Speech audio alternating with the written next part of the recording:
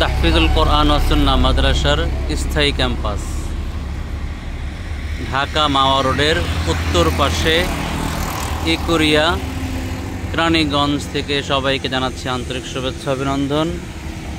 এই হচ্ছে ঢাকা মাওয়া রোড। পশ্চিম দিক গিয়েছে মাওয়ার দিকে, আর পূর্ব দিকে গিয়েছে যাত্রাবাড়ির দিকে। এটি হচ্ছে মাদ্রাসা মোড়, আর এই হচ্ছে মাদ্রাসা সাইনবোর্ড। আমাদের রাস্তার ডানে বামে মাশাআল্লাহ ভালো ফুল ফুটেছে, কিন্তু দুর্ভাগ্য এখান থেকে মাশাআল্লাহ এই জায়গাটা খালি খালি লাগছে। দুর্ভাগ্য, এই জায়গাটা ভরা ভরা হলে ভালো লাগতো। এটা আপনি দুটা গাছ লাগাই দিয়েন, তাহলে ভালো লাগবে।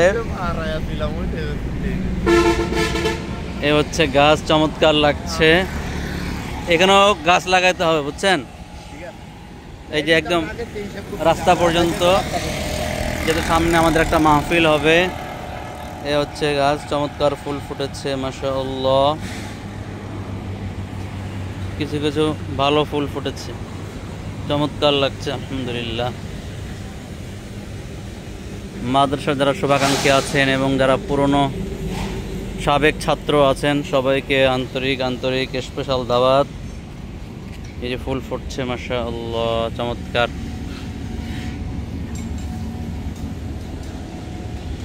লাল শাক, পালং শাক, ওদিকে আছে মূলা শাক, ওদিকে আছে পেঁপে গাছ, কলা গাছ।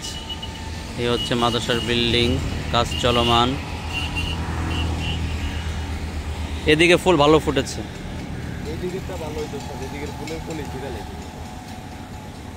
মাশাআল্লাহ। সামনে আমাদের 23শে ডিসেম্বর আন্তর্জাতিক কেরাত মাহফিল এবং প্রতিযোগিতা। সবার অগ্রিম স্পেশাল দাওয়াত থাকলো, বিশেষ করে মাদ্রাসার সাবেক ছাত্র ভাইদের স্পেশাল দাওয়াত থাকলো। আসবেন ইনশাআল্লাহ এবং সবার দোয়া চাই। আল্লাহ হাফেজ। এটার মধ্যে হাঁস পালনের ব্যবস্থা করেন। কোনটা? এই যে হাঁস হবে, হাঁস হবে, মুরগি হবে, উপরে মুরগি, নিচে হাঁস। তারপরে নতুন পানি দিয়া। এ হচ্ছে পালং শাক, না লাল শাক। এই হচ্ছে পালং শাক। এই পানিটা কিভাবে দিলেন? পুরা তো শুয়ে পড়ছে শাক। আর নিচে যে শসা গাছ লাগাইছে, এ হচ্ছে মাদ্রাসার 2 তলা ফ্লোর। দেশি শসা আছে, ওগুলি দেখা।